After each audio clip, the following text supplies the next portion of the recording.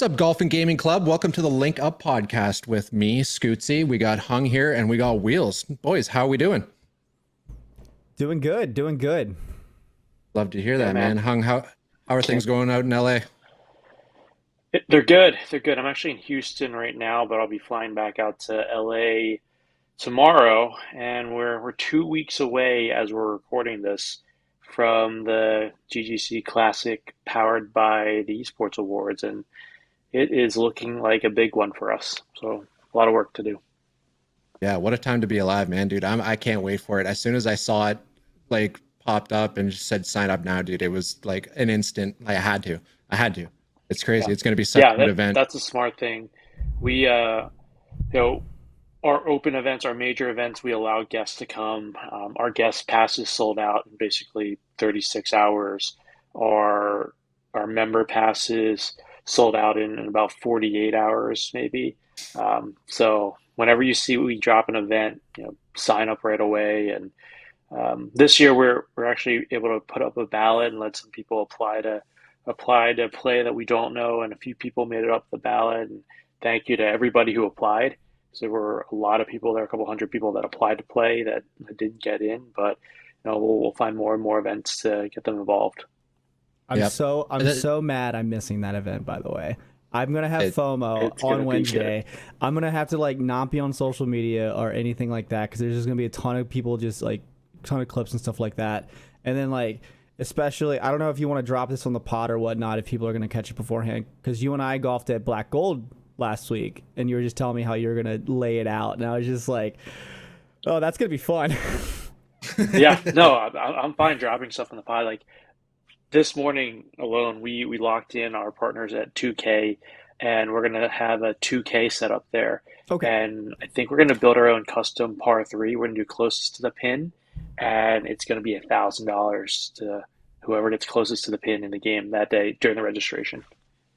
that's awesome. So, And everything on top of that. TaylorMade's coming in. I've got calls tomorrow. Adidas is hooking everybody up. Um, there are a lot of partners who are coming, and they've all been wonderful. And this event is just going to be amazing. And then, some of us are lucky enough to have gotten invited to the Top Golf party that night as well. So we're going, tournament during the day and straight to Top Golf to celebrate with some of the folks over there too. And I yeah, will be off social media the entire time because I'm still upset. I'm going to FaceTime you. Please do. Actually, I'll probably be on my own course. Like, I mean, I'm going on vacation and it's my mom's birthday, but like I'll be playing 18, I think, every day. My goal. That's what my goal is. I've told my parents 3 days, but I'm probably gonna do 7. That, yeah, there you You go. you got to enjoy that. It's your mom's birthday, but also Scotty and I are going to FaceTime you from the Ferris wheel that they're going to have at Top Golf. I don't know if I can say that yet, but we'll, Wait, we'll Yeah, you FaceTime know you what? from what? the top of the Ferris wheel. There's a lot going on. So Dude, sorry, man. All right, I'll have to take the PJ home. I'll have to take it for a day. Maybe I can scoot out for like 48 hours. Take a private jet from North Carolina to LA, and then just try to fly back without anyone noticing. Yeah, it's a thing. I'll actually, if you just text me if you want. I got Marky Cube's number. I'll send his PJ over to her to come Let's scoop you go. up. But yeah, dude, it's awesome. I can't wait. Are we allowed to leak teammates? Well, yeah, I know you don't leak you your don't have a team. teammates. Yeah, so Yeah, my leak your teammates. leak your team. You'll have to remind me on who my last teammate is, but I got corporate bro. I see he's got some phenomenal content on the internet as far as being like a content creator in the corporate workspace. He's got a lot of funny skits and stuff like that. And then there's another guy that I shot my shot with through Twitter and Instagram, Jake Hutt. I don't know if anyone knows him. He's an ex NCAA hockey player, stud guy. I hear he's just a stick too. He's got a lot of. He makes like kind of like rap videos based on how to fix your golf swing. They're pretty catchy, and I'm just excited to be out there. And then my third teammate, I think he's with Manners Golf, right? You met him out in the UK. Yeah, yeah, Luke. He's a stick as well. He's such a nice guy, and we're gonna have a couple of the Manners golf guys out there, and you guys are gonna have a blast that day. Oh, it's gonna be a freaking great time. Awesome. And then as far as you had to back out because you're quite busy with things, but who do you got who do you got with yourself? Yeah, so originally I had me and I have to tell my teammates this, so I'll give them the warning before this airs. But me, Matt Nelson, who CEO over at We Rate Dogs, Kyle Peterson, a guy over at 2K, marketing guy over there, and then Remick, CEO of golf. So we built a pretty stud team to compete in the GGC division because there's some stacked teams that I don't know we're going to be able Oh, to compete against, but. Um, we were looking pretty strong for GGC, and those guys still are. I think I'll be able to replace myself with someone better. there you go. Love that. And now it's good to see like I'm feeling a little confident, so I feel like our team has a pretty decent shot on taking the chip this year. I don't know. I'm looking at the roster sheet and I'm like, I'm looking at Shibby and Nate, and they've always got a star-studded squad, and we'll have to see how well Dr. Disrespect can put together a round of golf. Yeah, So it'll be that's gonna be interesting to fun see to see because him come those, back. yeah. So Scotty, when do you get to what, town? when do I get to? I don't know yet. I haven't booked a flight, so Okay. I wanna go for a few days.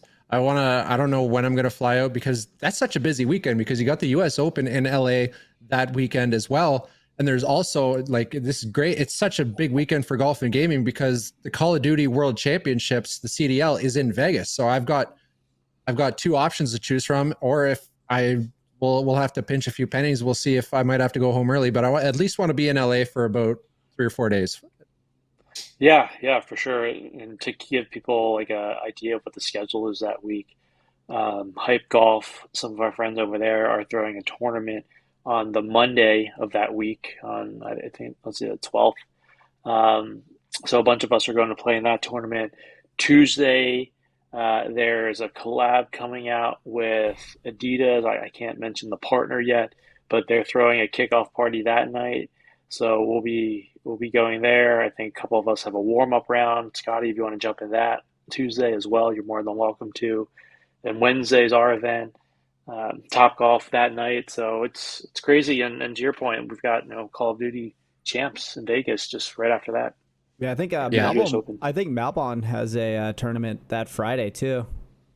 Yeah, LA All is about to get taken over by the golf world Thank God I'm in the getting next out two of yeah. weeks. town. Thank God. Yeah. Yeah, absolutely. So my best bet like is probably just to get in town on the Sunday before and then just fly out. Geez, I don't even know. Maybe even Friday after like is the Melbourne tournament closed or is there still room for entry or? I cannot answer. All I know is I All saw right. it. I saw it on Instagram and I was like, oh, that's interesting. I'd love to get some Yeah, no idea there. love to get as much golfing in as possible, but I think Sunday's my play.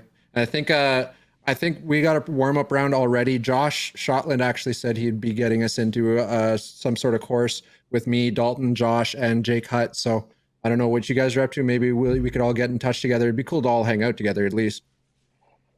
I have a warm up round already. I already hit up Dal too. He turned me down. Okay, gotcha. Busy guy, busy guy. Well, speaking of Yeah, Yeah, golf, what we've have got you? two foursomes at Black Gold. yeah. Well, speaking of that, what golf have you guys been up to lately? What golfing? I just came back from Missouri. I had a long trip, dude. It's I'm still like kind of just trying to figure out what just happened because I think last Wednesday, my wife works at a golf course here in Dallas, Fort Worth, and I was there just hitting range balls until she closed up. And it was around 9 p.m. at night when I get a text from Dalton saying, like, yo, he says, we had someone drop out. It's me, Mark Smalls, and Jake Adams from Country Club Adjacent. We're in Missouri. We're doing Paynes Valley tomorrow at 11 a.m. And I'm like, oh my God, like, how do I can't say no to this, right? And I look at my wife, she's like, you have to go. You have to go. So I just said, give me 10 minutes. Let me look at some stuff. So I got off the phone. I looked at the nearest like car rental place and it was just one place that was open at the DFW airport. So I got a rental car. I drove 7 hours through the night. I showed up at 5:30 in the morning and then we were teeing off at Big Cedar Golf in Missouri that morning. But we did 3 days of just nonstop big cedar golf, and it was they treated us as like gold, dude. It was a bucket list trip for any of you guys. Like anyone listening to this, Hung Wheels, that I promise you that it has to be on your bucket list because it's an absolute, it's a treasure golf. It's insane. That's definitely Yeah, that's I definitely want up to. there.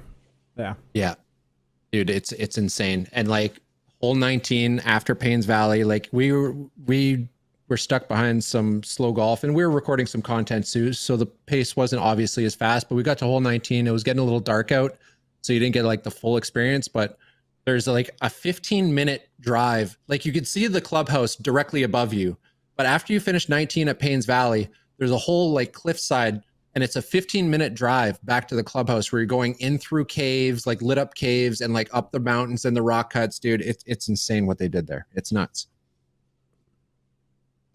That's really cool. I'm very jealous. Yeah, we gotta make it happen, dude. Yeah, I'm I'll go working on I'll go it. tomorrow. I'll go tomorrow. GGC event in Paynes Valley. Let's go. Oh, dude, imagine. Oh, Yeah. stop it right I'll now. hit them up.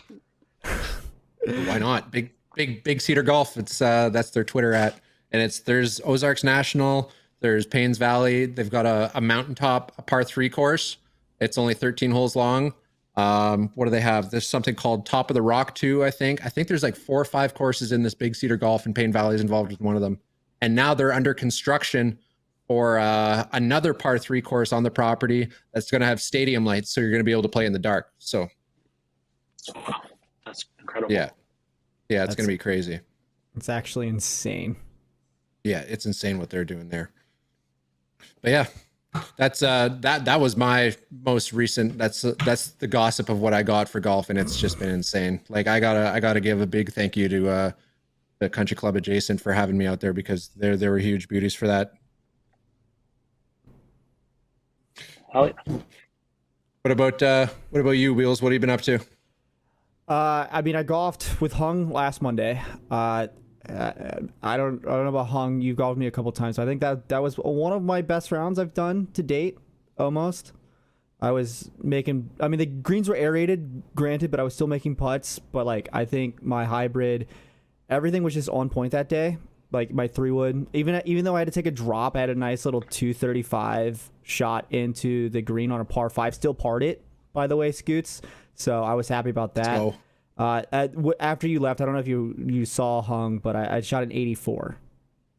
That's awesome. Yeah, You crushed so it that day. You guys were both on. Yeah, Eric They took and my I, money that day. yeah, Eric and I were talking. We were like, so yeah, next GGC event that you can just choose teammates. We've already figured this out. So yeah, July. hey man, yeah. for a guy that's only been golfing for like, what is it, like maybe a month, over a year now, like Yeah. to shoot 84, dude, you're in a certain class right now. That's insane. Yeah, for some reason, I don't know. I just kind of figured out my drive the last couple of days because I shot 84 and I shot 86. I think that Friday. Yeah, that Friday. And then over the weekend, I mean, I played scramble with my friends, and then I was just tired of golf. And I mean, 94. So I mean, I'm at Los Robos, and I've never played there before. So like, I was like, oh, okay, that's fine.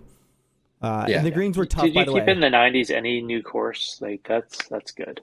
Well, I was golfing. Yeah, I was it's- golfing with a lot of the GGC members. I was golfing with Daniel Young. I was golfing with Lane, and then I was golfing with Joe Elliott. And we all agreed that we think that there was a tournament because they were the toughest pins. Like everything was on a ridge. Everything was just tough. Yeah. Like no one was putting good that day. So I'll do that. I'll just make that excuse. Hey, Good. That's what I told the Black Gold guys. Tip out the blues that day and give me the toughest pin placements. I can't wait for to that. see him. I cannot wait to see these. I want the GGC Classic every year to feel like the US Open. That's it. Why not, right? It's a 4-man scramble. There's no way we all shouldn't be shooting 18 under, right? Yeah. They're going to be tough conditions. So. Is how are the conditions looking at Black Gold? Everything's looking pretty crisp. They were aerated. The greens were aerated about 2.5 weeks ago. So Okay. by the time we get out there, it's going to be about 4.5 weeks since their aeration. So it should be just about perfect there. Yeah, that'll be prime. Everything is going to Yeah. look so clean. Got to make sure to Yeah, double roll them too, so it's going to be like just putting on dance floors. yeah. That's why I told him I want them fast, I want them hard, I want them long. Go. That's it. So we're as far as like the PGA, like what's going on there? Like you guys see Scotty Scheffler's effort that he put in on Sunday this week? Uh, I did not. I did not. I was too busy golfing this week. But I mean, I Oh. can pull it up. I can pull up the leaderboard. You wanna go and explain it while I look it up? I had it on in the background when I was gaming, but I had the TV on and I could just hear the volume a little bit in the background. But this guy's just a gamer, man. He's just there's a reason why he's the number one. And I forget what hole it was. It was one of the par threes on the back nine, and I think he was putting together an okay round, but all of a sudden, like just shot of the day, just as Scotty Scheffler does, just his second career hole in one. Crowd went nuts. It was wild. Oh, Yeah, that's right. I remember that. I remember seeing that. yeah, yeah. He's insane, and it's another thing too with the whole Michael Block thing. How about that for a story, guys? It's crazy, truly remarkable. Yeah, Block, a local SoCal hero. We I practice at Arroyo, every week or so, and the course there is awesome. And so happy for him. We're actually supposed to play there for our August event. We booked that months ago. Okay. So we'll get out to Arroyo, Michael Block's home course in August for a GGC event. Oh, that's awesome. That's incredible to see. And Yeah. like you could let the haters say what they want about what happened at Colonial for the Charles Schwab, but I mean that's it's one of those things where he had just an all-time week, and like him to just completely be so humble in his moment, it was awesome to see. And it goes to show that the guy can shoot for a Oh, yeah. 46-year-old. Like it goes to show it's insane to see like anyone that's still like maybe in their mid to late 30s that still think that maybe like, I don't have it anymore. Maybe I should hang it up, dude. You keep going, man. Keep working. Like next thing you know, 10 years down the road, you're going to have a $300,000 paycheck just come right down your alley. It's cool to see. I mean, I was Yeah, telling sponsorships, everything too. Dude, yeah, everything. Yeah. I was telling people like I was like I mean I've golfed at Arroyo, like you and I golfed there, Hung, and I was telling people, I was like, yeah, I can't book this place for like 6 months. That place is going to be booked full, guaranteed. Oh, that's Yeah. going to be impossible. It's going to be nuts. Yeah. Yeah. Yeah. Don't worry, That's got just you one of guys. those that's just one of those all-time golf moments where it's just it's so good for the community, and it's like it's one of those things that you can't even write a script like that, where a guy coming down the stretch needs to come in T15, needs to place top 15 so he could come back next year, back nine, hole in one. Like, are you kidding me right now? It was wild.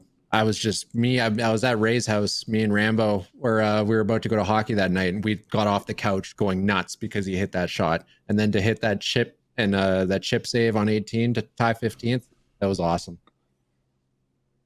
Yeah, I got to watch. I watched the whole thing because they had a feature group of Rory and him, so I watched from hole one all the way to the end. Because I have a dual TV setups, like, so I was watching the main event on my TV and then just watching Rory and him like just on there, and it was just insane to watch because like I think it was editing or I think it was doing something where I wasn't really paying attention, and then all I hear is like, oh my god, like he just like knew like the shot went in, and I was just like, what happened? What I miss? Mm-hmm.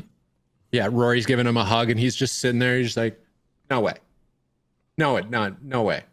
Yeah. It was nuts. But yeah, truly awesome.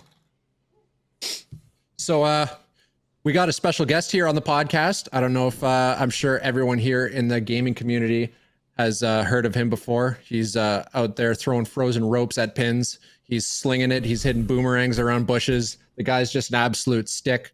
Today we have Mac Boucher on the podcast. Everyone give a huge round of applause for Mac. Just got back from a couple trips. I got to go to play Marion with Mac in Philadelphia, and a few months before that, he and I got to go to Scotland together. So excited to catch up with him a little bit.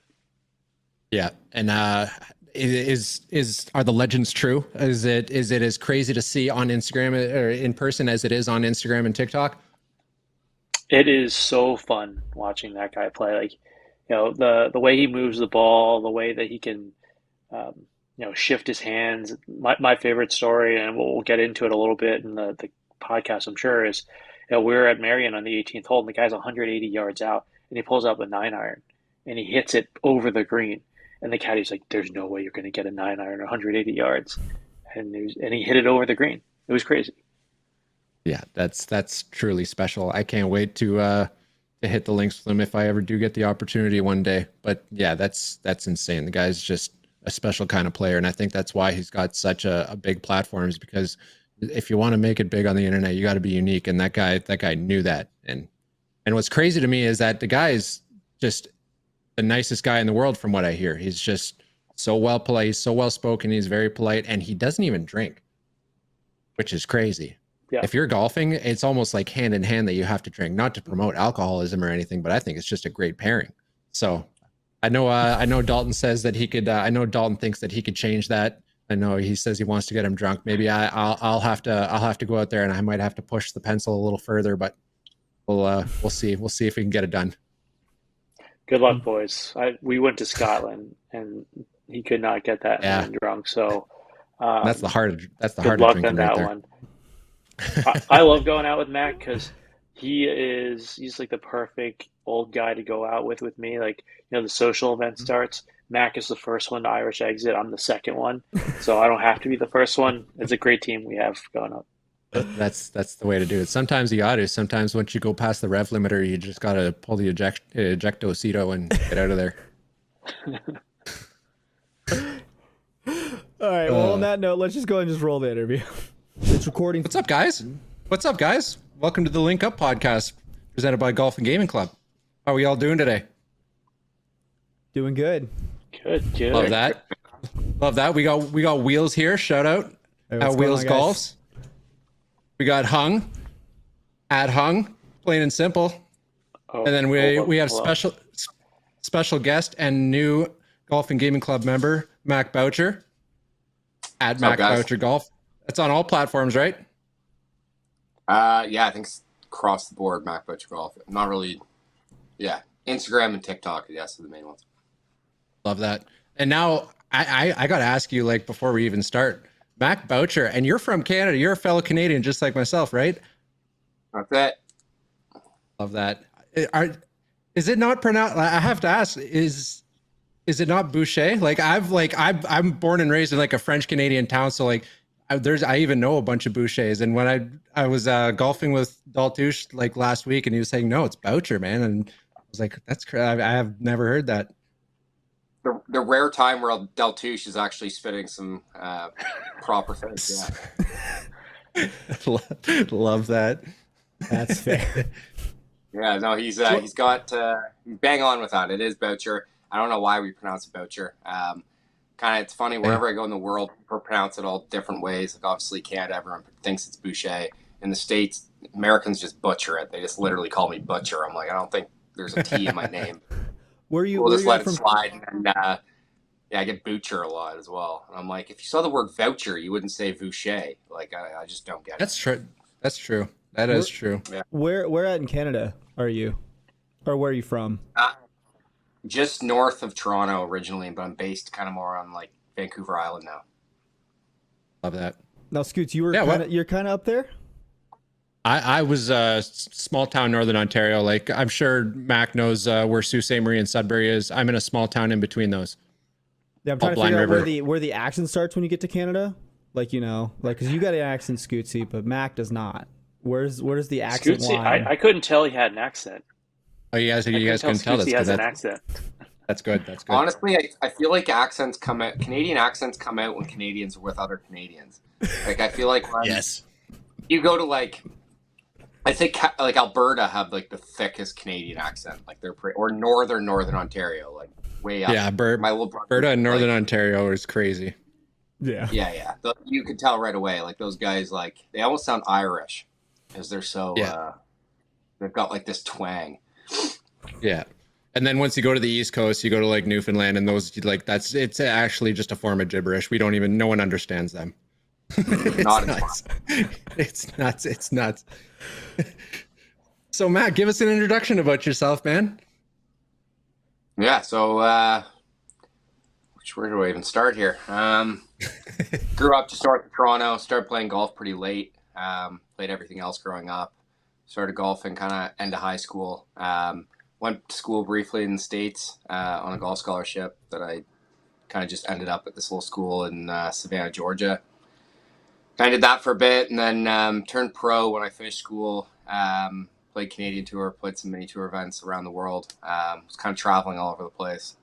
And then gave it up due to injury in like 2016, moved to New Zealand, was a head teaching professional, of course, there. And then COVID hit, and then started this whole Instagram thing, and it's kind of just been chasing that the last couple of years, I guess.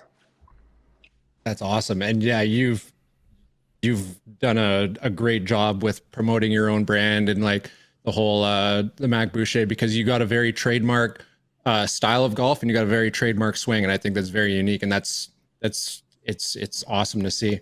And like even like now that I've got proof from other people, dude, it's like you make golf look like, if you make it look like a video game, like, you know, when you play like Mario Golf, or you even play like Tiger Woods PGA 2003 back in the day, you used to hit these giant hooks or these giant cuts and whatnot, and it's crazy to see like it come to life. It's wild.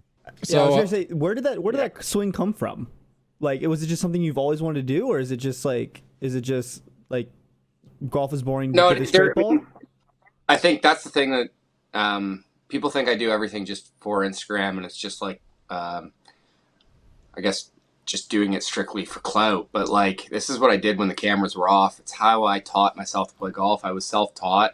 I always found that when I tried to perfect a straight shot, I could really bring in a huge double miss, and like I could miss left or right. So by working in extremes, either right to left or left to right, I knew exactly where the miss was going to be, so I could play holes accordingly, knowing where the miss is going to be. So it's honestly this is probably the biggest like misconception of like what people think I do compared to like when the cameras are off. I'm doing the exact same thing. Obviously, there's like times on Instagram where I'm picking a gap this big in a tree just because I see it and I want to hit a ball through it. But majority of the time, and Hung would vouch for this after playing a few rounds with them, like it's kind of just the way I play, and it kind of works for me. It's definitely unique in a sense, but I just found that I had like a unique skill set that I really honed in on instead of trying to change it. And I think that's something that like I would say is big in any sport. Like there's people always trying to change what you do naturally well, when I personally think that you should really like dial in what you're good at and make it a strength. And I think I've just done a decent job at kind of taking advantage of the things I do well and making it better. Yeah, yeah, Mac, the last couple of rounds we got to play together have been amazing. You know, we got to go to Scotland together. I saw you, you know, slinging around the hotel on the 18th at the old course. I think my favorite though was we got to play Marion a couple weeks ago, and I think we're in 18, probably what 180 yards out. We got this caddy, it's an old school caddy. The guy's, you know, been caddying for 30 years, and you know, Mac, I'll let you tell the story, but you just blew his mind that day. Like I've never seen a grown man just in shock by your golf game like that before. That's our invite to Pine Valley, Hung. That's our guy. Yeah, I need him. Yeah.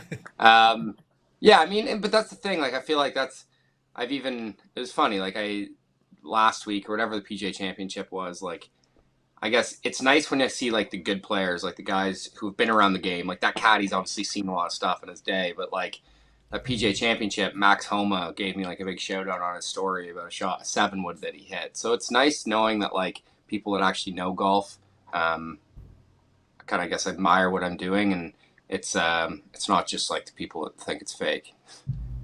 Now, is it both swings, or is it like, you know, both cut and fade, or cut and draw, or is it just a straight up like cut or fade? For what? Like in general, like for what you do, like naturally, because I think I've seen it both, where you do both a draw and you both sling a fade. Yeah, like I work it both ways. I'd say off the tee with driver, I'm more of a fade. I call it a safety slice because it's essentially just a slice that I know where it's going. And then with irons, I tend to like to draw it. So, but again, like I'm pretty comfortable going both ways. I'd say it's just something that I found that I've always worked on and been able to kind of dial in. I got to tip my cap to you. If I'm ever playing 18 at the old course, and I would be shaking in my shoes if I would ever like, I would be just losing my mind, just trying not to hit a ball into the houses on 18. And here's Mac just aiming directly at them and knows exactly where it's going to go, dead center of the fairway. I'll tip my cap I'll you be on honest, that one. I was nervous on that one. I think that was the first time because they were like, I probably wouldn't have gone that extreme, but like I was playing with a guy that plays like Challenge Tour. He won the British Amateur, like a really good player, and he just kept on like egging me on to aim further and further down the road. And I literally felt like I was sideways aiming 90 degrees right. And I was kind of like, I had a little bit of the shakes when I was pulling it back because I'm like, if I double cross this, it's going to get real expensive for someone. Not to mention, like some guys recognized me that were walking down the road and were watching with their cameras out. So like there would have been so much evidence that I could never have gotten rid of if I did double cross the snipe went off the car. So it wasn't. It was bold for sure, but it worked out. Thank God. Hey, you're a real gamer. You show up when it matters. That's what's important. Guys, not only can Mac move it left or right, but he can also do it with both hands as well. Like I think he's a better, so he's a lefty. I think he's a better right-handed golfer than I am, and it's super disappointing for me on my side. Mac, what do you think your handicap would be if you played just right-handed? I'm like a 7 handicap right-handed. God, that's insane that That's you even still have a better than number me. ready for us. What the heck? You have a number ready for us, and you're already better than all of us on the opposite hand. That's insane. Well, I've made it my goal that I want to become I want to become like a scratch golfer both hands. I think that would be like a unique thing that like I think there's been one guy in the world to ever accomplish it. So it'd be kind of cool. Yeah, that's crazy. Yeah. And you said you started golf late, and then all of a sudden, like you get a scholarship into college. At what time did you start picking up golf? And then what time did you receive the scholarship? What's the time gap there? It was like a year essentially. I took a year off after high school. Oh my just God. Like, golfed every single day and just like made it my priority. I actually moved down to Florida and lived with a couple Canadian tour like professional golfers. I was literally just golfing every single day. Playing some events, obviously getting recruited to like a big D1 school in the US isn't exactly possible if you have no results to back it up. So the NAI school kind of took a flyer on me just because obviously just recruited me based on potential rather than like a resume. So again, it wasn't like great golf or anything. Like it was an NAI school in Savannah, Georgia, but it was still, I mean, better than going to school in Canada where it's negative 30 every day and snowing in the winter. So, oh, dude, tell me about it. It's the worst. Golf for 4 months of the year, so that's why I had to move down to Dallas. It's terrible. I don't blame you. Yeah, you know, golfing every day in California, you're just like, what are these seasons? Seasons, you call it. Yeah, you guys got to be miserable down there. Oh, it's terrible during the summer. You know, it's maybe high of 89, 90 maybe sometimes, but we get through it. Yeah, hate it when it happens. I feel like that's why life goes so fast in California too. Like every day is the same weather, same temperature, and so next thing you know, it's June 1st, right? 2023, and you know, for me, I've been living in California 6 years. It doesn't feel like 6 years at this point because every day is the same. Yeah. Well, like it's so fast paced down there in LA, right? I'm sure it's insane. Like all the days just start to roll into each other where you don't have any time where you just got to like take a few days off and just sit back, have a beer, but every day is just more grinding. So I was going to say, there's no you're grinding 24/7 in California because everyone else is grinding 24/7 in California. That's it. No time for breaks. You got to compete. That's it. So Mac, what you just came off a long road trip. Like what was that like? How many courses did you do? I see on your Instagram story you're talking about being on the road so much. Yeah, I mean, since November, I think I've been around the world close to 3 times. Not like just around the world, like I'm talking like Australia, New Zealand, Asia, like pretty much everywhere. I leave for Sweden on Tuesday. Oh God. For a week. But yeah, it's been good. I was down in the US last week. I actually was in Dallas or Fort Worth for that Colonial tournament. Mm-hmm. Yep. And was in Alabama for a few days before that with a bunch of other like golf YouTube people, I guess. I'm kind of the outcast in that sense. I don't really know a lot of these guys. I'm kind of just been doing my own thing. I'm just a nobody up here in Canada that's doing my own thing. So it was cool to meet everyone down there. But yeah, busy couple months ahead. A lot of travel. I go to Sweden, I go to France, and then I go to Switzerland, and then Japan for 3 weeks. So it's pretty full on. How do you plan these trips? Like, are you the ones like doing everything, or like are you invited to this, or like how seriously are you like next week I'm gonna be in this place kind of thing? It's all pretty much planned through like the events and stuff. Like I'm going to France to host the LPGA Tour event, like the Avion Championship. So I'm going over there, and then I'm just going to extend and go to Switzerland because I just want to play some golf in like the Alps. Mm-hmm. So I'll plan all that, but a lot of it, I'd say it's a mixture of both. I try to plan things based on the events I'm going to go, because if I'm over there already, I may as well just extend and turn it into a little bit of a trip. But I kind of just wing it, honestly. Just kind of go wherever the wind blows me. Bit of a feather in the wind. That's it. That's a great way of putting it. It's a real Canadian way of putting it. Yeah. Mac, I'm begging you, get frequent flyer miles. Pick an airline, get dedicated. I know, it's so bad. But the problem is, I would have like 400 different cards from like a billion different airlines. Like I'm literally that one when before I came to Europe or UK with you, I went New Zealand, Australia, New Zealand, Dubai, Mauritius, Dubai, Scotland, England, US, Canada in like 14 days. Like they've travel partners. They've travel partners. To be honest, I feel like it's like at this point I've lost so many miles over the years that I'm like, do I even just bother now? Like it is what it is. Yeah, we've got two goals. Touche has a goal to get you drunk. I have a goal to get you airline miles. That's it. That's our whole thing. I think I might win over Touche. I'm pretty strong about the Touche getting me drunk is just not happening, because I see how sloppy that guy gets, and I just doesn't make me want to do it. Oh, trust me, we've all played with him when he's had a few drinks, and you're just like, okay. I just came back from Missouri. I was actually supposed to be at the Colonial this week too. My buddy had gotten me last minute tickets. He was in the Pro-Am, but Touche and Country Club adjacent got me a trip to Missouri to do Paynes Valley, and that was insane. And you hit the nail right on the head. Yeah, it got a little messy, and you hit the nail right on the head when you said Touche gets a little sloppy out there, because he showed up for the week with 13 clubs in his bag, and I think he left with about 6 or 7. Oh my god! It was more clubs than I've ever seen. It's insane. I think hole 19 has a couple of charitable donations. It was awesome, dude. It was a bucket list trip for sure. Yeah, it looked really good. Dude, it's insane. And like I can't even like put it into words. It's nuts. It's one to do for sure. Yeah, it's on the list, definitely. Mac, when you're on a course and you get frustrated, like say at Touche, right? Like what's your general reaction? Like how do you deal with not playing up to what you expect to play? I'm pretty like easygoing. I've always been. Maybe I just don't have that competitive fire in me that really cares, but I just don't really care. I mean, at the end of the day, I'm playing golf.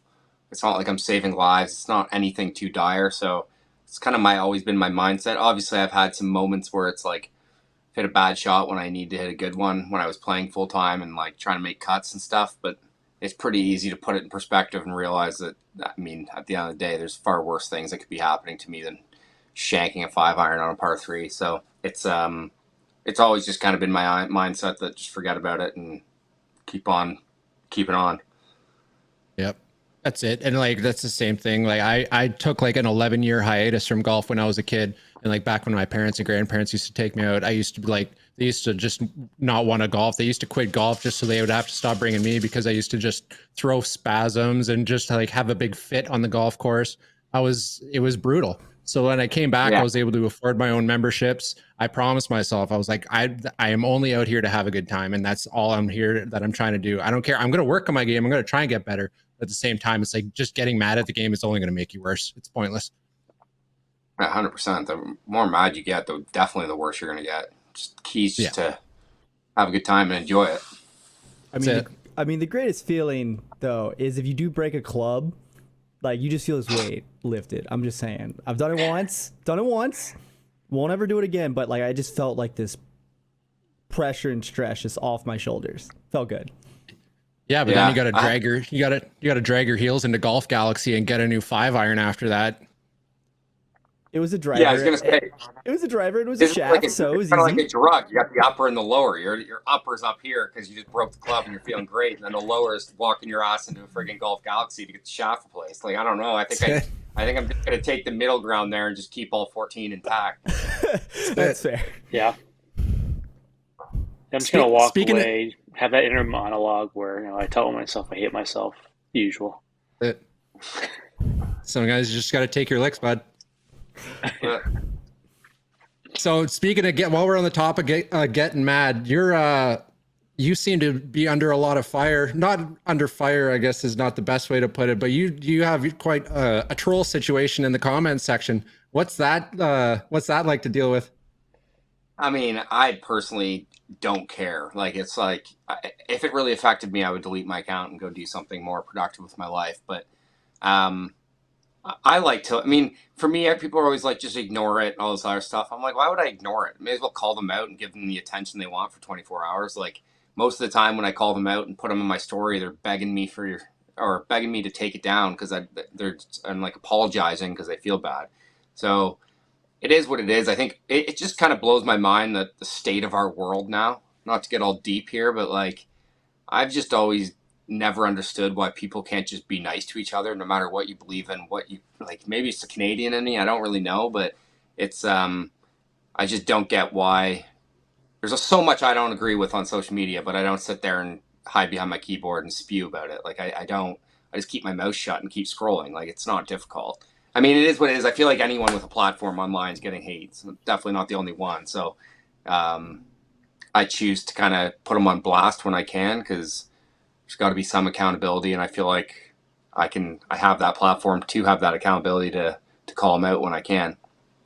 That's it. I mean, just do what Max Homa doesn't Max Homa like with the trolls?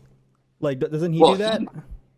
He's come on to my vids before and like bashed people that are bashing me. Like, Max has come into my comments and like stuck up to me before. Like, some guy was chirping about the 7-wood. He's like, oh, like nice 7-wood. I don't know. I forget what he called me. And Max Home was like, probably 30 guys in the PGA Tour are using 7-woods. Like, imagine saying that and having Max Homer respond unwillingly, like not even tagging Max Homer. Like, Max Homer just came on his own goodwill to speak up. So, I mean, I just don't get it personally. But I mean, I don't know why people are complaining. I mean, I know 3-wood's like the typical, but like the 7-wood, like it's just easier club to hit. Like at the end of the day. So, dudes with big egos. That's all it is. It's the anomaly. It's the anomalous. That's it. Yeah. I'll quote David Goggins here when he says that you will never once in your life have a hater that's doing better than you. So just take that for granted, and it's it, man. Just know that you're doing something real special out there, because it's awesome to see. Unless it's Dylan Fratelli, because did you see that little spit bat I got in with old Dylan Fratelli? I thought he was kidding at the start. Like, he's chirped me before because he's just like, he's a notorious internet troll, but he does it just to get reactions out of like the guys that he wants to get reactions from. Like, he's not doing it out of like a mean place. But then when he like shared my story the other day and like wrote something being like, this isn't the first time you chirped me and all this other stuff, I'm like, okay, I'm going to go for the jugular here. So I made the comment about like, I don't think you can call it work if you haven't made a cut and tour in whatever 3 months. I'm pretty sure you have to be paid for a job. And then he DM'd me after that and was like, hey man, like I thought we were friends. Like that was a low blow. And I'm like, get over yourself. Yeah. You guys made up at the last tournament. Yeah, right? we made up. Yeah. Well, I started chirping him from the driving range. I literally showed up at the driving range and I was just beaking him from behind the thing. And he finally turned around and he saw it was me and he came over and was like, you're an idiot. And then whatever. That's pretty funny. That's awesome. I got to ask you too, like now that you've got yourself a large enough platform, you're able to sign a deal with TaylorMade. How's it like working with them and like being able to go to the Kingdom and How was that whole experience? Yeah, it's cool. I mean, I've been with TaylorMade since I was playing professionally as well. They used to get me set up for clubs and whatnot. And then when I went the teaching route, they helped me when I was on a staff package when I was teaching full time. So it's kind of a company that I've been with through kind of every stage of what I've been doing with golf. So it's pretty damn cool though. Like I was kind of one of their first influencers. I hate the word influencer, but golf influencer that they brought on as like an alternative to like their pro staff, which was pretty cool. Obviously, then they signed like Grant and Micah after, and some other guys like that. But it's pretty cool to kind of be a part of them because I mean, what they're pretty big on like the social media and they're pretty forward thinking in their like marketing and stuff. So it's pretty cool to be a part of that. And obviously, like last week, a couple days ago, I signed with like BMW. So like pretty crazy that like Yeah. just for uploading videos on the internet with like useless golf stuff that like one of the major car dealerships or manufacturers in the world kind of takes notice to it. So it's pretty cool. Well, I mean, it's a just being a content creator. You know, we don't have to use influence because I mean, even though technically it is, but you're just creating content at the end of the day that people like. So Yeah. and I know I see this shift in golf all the time where like more and more content creators are getting the opportunities, just like the professionals of like working with different manufacturers. So it's exciting to see. Like it feels like it's in its infancy at this point, but it's gonna grow massively over the next like 2 or 3 years. Yeah, I would say it certainly seems to be trending that way. And like, I mean, I didn't really believe in like the power of like influencing others on a social media platform before I had it. When I was living in New Zealand, I was pretty much off the grid, just teaching golf, hanging out outside, just dicking around, and obviously didn't really think that like people were that persuaded by stuff going on online. But it is pretty cool to see like the following that I have. If I say like, oh, 7 woods are really cool, all these guys are messaging me being like, oh, like I picked up a 7 wood because you said so. And it's pretty cool to see that we do have that kind of impact on people. But it's definitely it's pretty eye opening at times. Yeah, for sure. So what would you say is your favorite club in the bag? Would it be the 7 wood because it's helped you build such a large platform because you could hit those crazy boomerangs with it? Or what would you say is your most when you're in a pinch and you need to just get one into the best place possible, what's the club you're grabbing off for the tee? Yeah, I would say 7 wood probably if I had to guess. Really? Eh? 7 wood. I mean, I like all of them, but I would say the 7 woods kind of become my thing. I started using them. I got my first one at the start of last year when they first TaylorMade Stealth released one. And it's been in the bag since, and it's kind of been, yeah, I really enjoy it. So is it Absolutely. 7 How far wood do you over hit that? 3 wood? Oh, sorry. Oh, so how far do you get the 7 wood and the 3 wood and the five if you have a 7 wood, 5 wood? I'm like I mean, the thing with my 7 wood, the reason I like it is it's like 6 clubs in one. Like I can peel one 180, or I can max it out to 260 almost. So it kind of just depends on the shape that I'm trying to hit with it. I have a 3 wood in my bag that pretty funny story with it. It's this old brand. It's when I played full time, like back in the day. I've had the club since like college. But my TaylorMade contract literally said it's the only 3 wood I'm allowed to use that's not TaylorMade. So it's in my contract that I get to keep that old 3 wood. So Hung's seen it. It's like this super ghetto old 3 wood that stays in my bag. But I was just refused to get rid of it just for the contract. Love that. So now that you're a part of the golf and gaming club, when's the next event that you're going to make it to?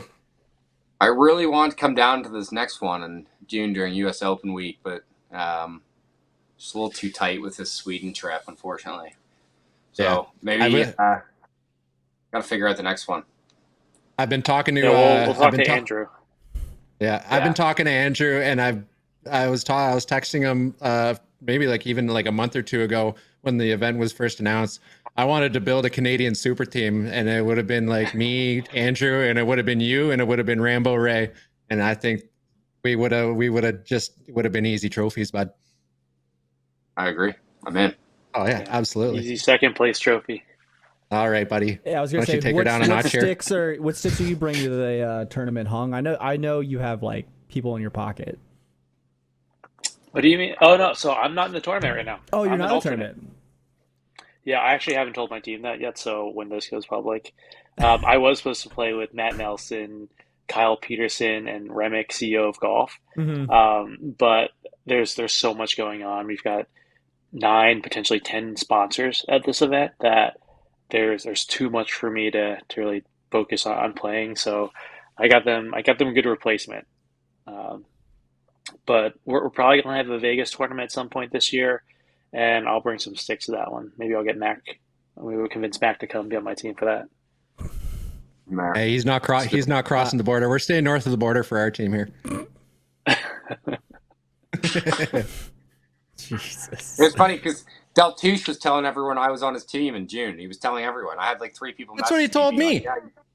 Well, I was with Busted Jack last week in Alabama, and Busted Jack's like, "Are you playing with Deltouche?" I'm like, "No." He was trying to inception it. When he told you that. That little Juice weasel. was I like, swear to God. I got Busted Jack and I got Mac. I'm like, that's a stacked team, but I don't think you have any of them. Yeah, I literally Busted Jack was like, "We're not on his team." I'm like, "Oh boy." He was just trying to inception it No, at the end of the day. That's all yeah. he was trying to do. Was just He's trying got to tell he's got a good team, everyone, though. so no one would pick you guys up. So then he'd have to be on the team. 100%. He's got a good team, though. He's got Trotty Mac coming Yeah. for that one. It's him, That's pretty sick. Barbuti, Trotty, and Who does Deltouche? yeah. How did he end up in that squad? Well, I don't know. I think Barbuti set this squad up, so it's Trotty, Barbuti, Mac, or Touche, and then Carly from Mr. Robot. So they've got a pretty fun squad. I'm gonna call Trotty and tell him to abort mission. You're gonna crush Touche's day. Yeah, just call him out. Just be like, Would pull you the actually plug. do He that? cheats at golf. Yeah. Well, it doesn't matter. He's gonna be showing up with 9 golf clubs, so it doesn't really matter. Oh, Yeah, that's it'll it. be 9 golf clubs in like a 12 or 24 pack, and then just go through the day. What a guy. How many did y'all crush, Scootsy? I think it was like 18, 19, 20 between you two At the Daily Cup. at the Daily Cup. Yeah. Yeah, we drank 18 beers, and I think it was like 13 or 14 shots or something like that. Jesus Christ. Yeah, it was one definitely to forget. We did forget. Like, it was definitely one to remember, but you just forget everything. It just turned into a blur at one point.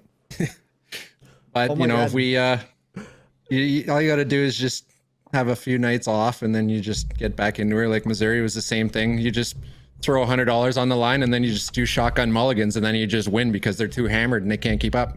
Gotta play the field, man. That's it. All right. Well, Mac, we appreciate your time. Let's close this out. Scotty, do you want to go through some of those questions I sent that we asked everybody, and then we'll let Mac go? Yeah, absolutely. So I think we covered the most of it. What would be like one of your, like, you've obviously, it's not the longest of careers because you started a little bit late, but out of everything, is there anything that you can remember that would be like the most memorable? Can you give us one of the best memories that you've had of your career so far? I don't know if I could find actually, that's a lie. When I like kind of realized that I was like in it was I guess it was last March, or end of February.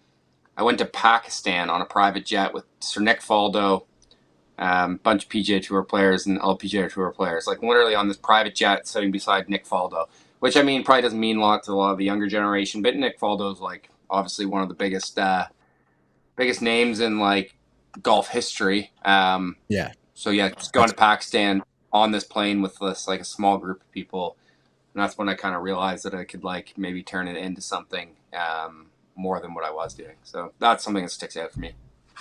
That's definitely one that you could call it one of your best memories too. That's crazy. Wow.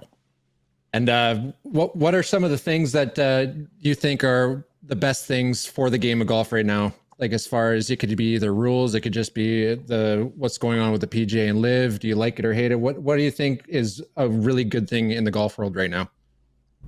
I mean, I think golf is in a good spot right now with like so many people. I like that like so many people from other sports are kind of picking it up. Like, see a lot of basketball players, NFL players, hockey players, they're all playing golf, and I think that's going to give it that longevity because they're all going to retire. Obviously, sports careers are so short, generally on those like more high impact sports, that these guys need that competitive kind of something to keep competitive after they give it up. So I think that's the big thing that I've noticed is just like a massive shift in athletes taking up golf, because that's going to make it give the longevity. In terms of the PGA Tour live stuff, like honestly, I'm just more sick of hearing about it. Like hearing at the end of the day, these guys are playing golf for millions of dollars. Like your life, it does not suck. I just wish that like all the guys on both sides just throwing shade at each other would just shut up and play golf, because at the end of the day, they're playing golf. So Yeah. it's I hate the drama. I hate the divide that it's created. I think it's obviously made like the majors and stuff be